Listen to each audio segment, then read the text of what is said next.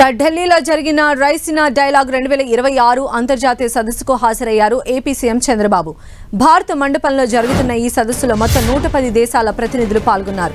ఆంధ్రప్రదేశ్ అభివృద్ధి vision, technology ఆధారిత పాలన అంశాలపై సదస్సులో ప్రసంగించారు Chandrababu. Technology sharing, digital governance పైన వివిధ దేశాల ప్రతినిధులకు వివరించారు. ఏపీలో కొత్తగా తీసుకొచ్చిన పాపులేషన్ పాలసీ గురించి వివరించారు. భారత్ అన్ని రంగాల్లో ముందుకు దూసుకుపోతుందని, ఏపీ లీడర్గా ఎదుగుతోందన్నారు చంద్రబాబు. రైజినా డైలాగ్ ఇది ఒక మంచి ప్లాట్ఫామ్. ఒక 100 దేశాల నుంచి డిఫరెంట్ వాక్స్ ఆఫ్ లైఫ్కి సంబంధించి అందరూ వచ్చారు.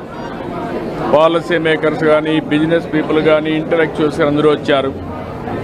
ఇది ఒక brain storming body, think tank body. కొత్త ఆలోచనలు ఆలోచించడం, అవన్నీ ఎట్లా అమలు చేయాలో చేసేసరికి వచ్చారు.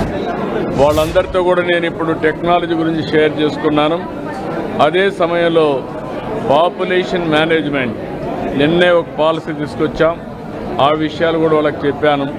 They are all very happy. మంచి పాలసీని అప్రిషియేట్ చేసే పరిస్థితికి వచ్చారు.